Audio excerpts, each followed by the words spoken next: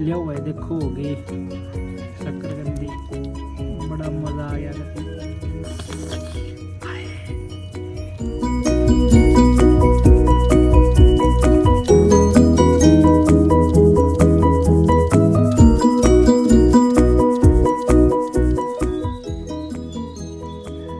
આવે છે મધુમાં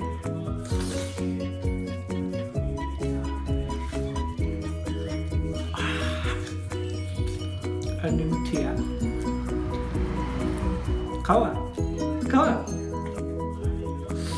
अपना घर अपना ले